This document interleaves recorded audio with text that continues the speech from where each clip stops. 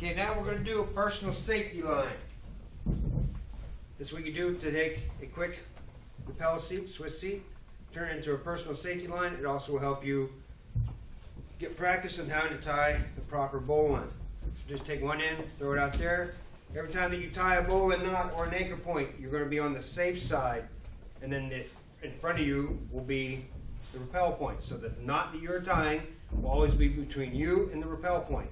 And usually you will always go from left to right as you start to tie off onto your anchor point.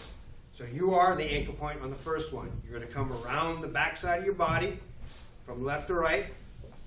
Come around to the front. Have about 18 inches, about knee length. Just shove it between your legs. Keep it secure right there for now. Now with your left hand, put it right in front of the anchor point, which is you, with your palm face skyward.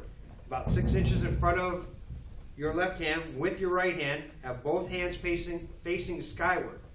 You're going to bring the right thumb in a quick motion towards bringing the right thumb towards your chest and mashing it with your left hand. What you did is just created a loop. You're going to have the long, like rappel rope, off to the left-hand side, and you're going to have a small loop to the right-hand side. Close that loop up to about the size of a golf ball. Now you're going to take that short free-running end that was between your legs, run it down through the hole, go around the long rappel rope away from you from right to left, and then come right back up through that same hole. Now you want to secure the rope that you just ran down in the hole and came back up with your right hand. Reach down on the long rope or the rappel rope with your left hand and pull tight. What you just did is create a bowline. First verification that you tied that correctly is that this short free running end is pointing to the middle. When you flip it over, you can see that you have a bite around the long free running end. This will be more predominant when we actually tie it with the two ropes. Now this part is not part of the bowline, but you want to make sure that this is tight around your waist. The best way to do that is to make sure every aspect of the knot stays secure, and while feeding in the one that came off your right hip into the knot until it's tight around your waist. Then you take that short free running end, pull up on it, and it'll work just like a belt. Now that we got it to the point where we want it, we're going to need to put a safety knot on the end, just like we did before on the Swiss seat. Take that free running end, come up underneath, creating a loop, turn that loop 1/2 turn away from the square knot, and run it back down through. Then tighten it up against the square knot. Okay, now go ahead and kick that one off to the left-hand side.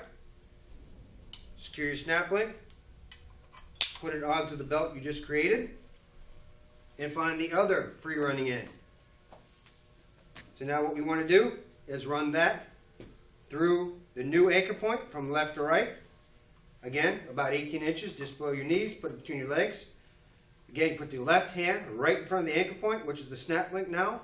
Put your right hand in front of your left hand, both palms facing skyward. Close your hands, bring your thumb directly to your chest till it matches your left. Having that long new free running rope over to the left, loop on the right, close the loop up till it's about the size of a golf ball. Take that short free running end that's between your legs, run it down through the hole, go around the long free running end from right to left away from you, and then back up through the hole. Again, secure the one that you ran in and out of the hole with your right hand. Secure the long free running end with your left hand. Pull down on. Again, verify that the short free running end is in the middle of the loop and that it's touching one of the ropes on the either side.